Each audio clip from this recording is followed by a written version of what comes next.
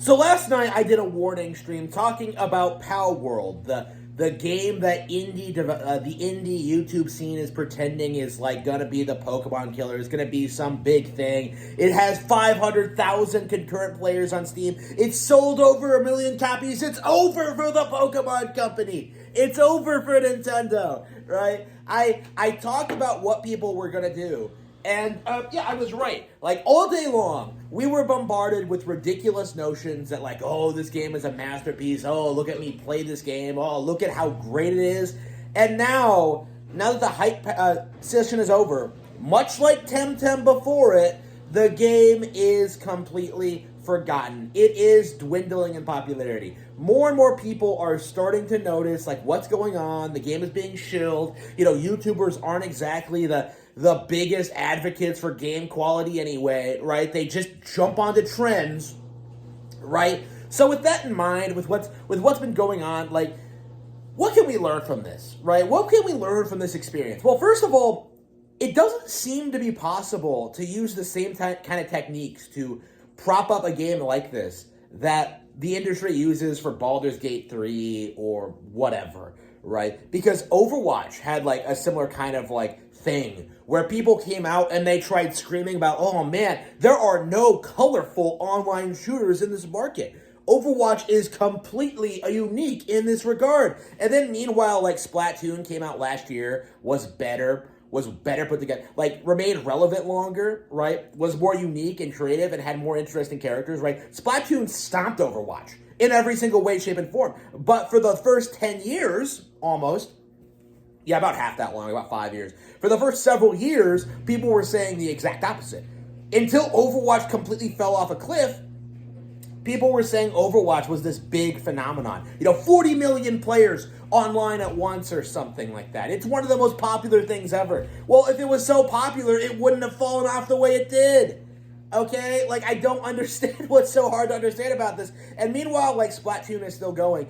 And to this day, people will try to do this thing that, like, Blizzard made all these mistakes, like, Overwatch was popular at one point, blah, blah, blah, blah, blah. But no. What actually happened is that you latched onto a trend and began supporting that trend. You began feeding into the beast. You were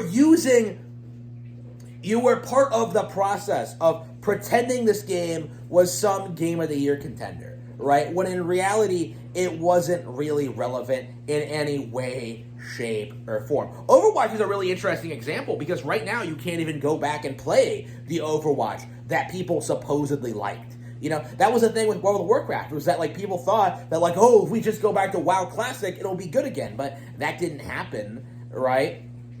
Because the game was never good to begin with. It was just a new, novel thing to you at the time, and you got tired of it. And you don't want to admit it, right? You don't want to admit that the game wasn't that good to begin with. So you kind of jump through hoops and make excuses and kind of justify your attitude. You kind of justify why you act this way about these products. You kind of justify why things are becoming so... why these games are forgotten so quickly, right? Like Elden Ring, Baldur's Gate 3. Like, long term, these games are not going to be relevant. Elden Ring is already trailing behind Dark Souls in best games ever made polls, right? Elden Ring is never going to be more popular than Dark Souls. Just like Dark Souls is never going to be more popular than Skyrim. And just like how Skyrim is never going to be more popular than Zelda, right? Like, there is really nothing you can do, right, about to establish to demolish these established Nintendo properties, right?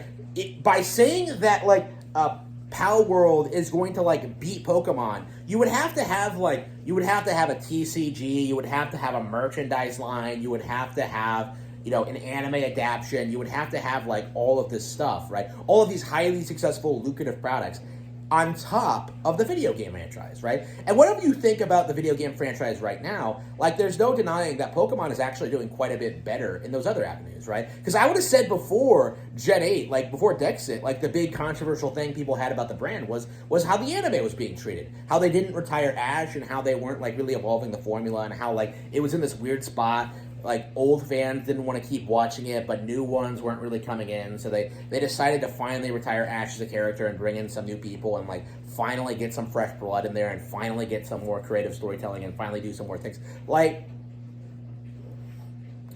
Like years ago, the anime was in trouble, but then like the games picked up the slack now, and now with like the games kind of being attacked by these pretendos, like the anime is kind of stepping up. You know, the TCG is stepping up. You know, like the mobile apps are stepping up. Like there is no way in the world that Palworld, like a glitchy, uninspired, you know, straight up plagiarized mess, is ever going to topple Pokemon.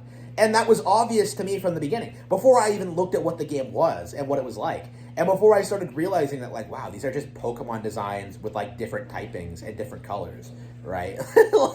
like, before I realized how, like, blatant it was, right? Like, I was saying that, like, this is another Temtem. This is another Yokai Watch. This is another Digimon. You know, a flash-in-the-pan thing that's relevant because, like, people desperately need Pokemon to go away so they can start claiming that Nintendo is doomed, but, like, it just isn't happening. Like, Pokemon, it's interesting because it's not just the fact that it's so entrenched and so popular. Like, Pokemon is completely dominant in its niche, right? In a lot of ways, like, I said this on my stream, like, I don't think you're ever going to topple Pokemon by doing the same thing as it is, right? Looking at Palworld and seeing the designs and seeing, like, the monsters and the typings and just, like, the way the world is set up and stuff like that. Like, it's all just very Pokemon-esque, right? But they're not doing anything new with it, and they're not doing anything uninspired with it. Like, they're not doing anything inspired with it. Like, it's just the same thing, but, ooh, you can craft. Like, that's, like, the stupidest, like, most basic thing you can possibly add to a game like this. Is like, ooh, you can add crafting. You can make anything you want. Like, it's like, it's one of those, that kind of thing was being made fun of 10 years ago, right? And now look at us, right? Gamers are doing the same thing they've done for the last several years, is prop up random games from small Chinese companies that are just plagiarizing Nintendo IPs. You know, plagiarizing Zelda with Genshin Impact, plagiarizing Pokemon with a Palworld, you know, plagiarizing Animal Crossing, whatever, right? Like, it's the same thing over and over again, right? Nintendo is so dominant in these kind of spaces, you know, in anything that isn't a realistic first-person shooter or, like, a third-person action game where you go around killing the police, right? Like, anything that isn't that, like, Nintendo is dominant in. And, like, I don't think the rest of the industry is gonna ever be able to catch up by Pokemon by putting out a clone of it. Like, it isn't gonna work. Pokemon innovates too much. They're glitch-free. They introduce new Pokemon every generation. Like, there fundamentally is no real demand for a Pokemon clone. You know, Dragon Quest Monsters was considered a huge success when it sold 1 million units. Meanwhile, Pokemon Scarlet and Violet is selling, like, what? Like, 25 million? Right? And counting, plus the DLC, plus everything else that's happening, you know, plus the fact we're going to get a new game, like, in the next couple of years. Right? Like, how in the world are you ever going to compete with that? Like, how in the world can you do it? And the answer is you don't. Like, that's the reality that people really need to accept, is that, like, Pokemon, much like Call of Duty or Grand Theft Auto, is never, ever, ever going to be eclipsed in its niche, right? Like, it is there to stay. It is there to remain dominant. It is there to be, like, the apex of that genre in popularity, if for nothing else, simply for brand recognition. But, like, everybody is desperate for this IP to be, like, to be taken out, because they just have nothing else. They need this IP to fail so they can, like, have something they can complain about when it comes to Nintendo. And Palworld is just the most recent, most pathetic attempt at doing that.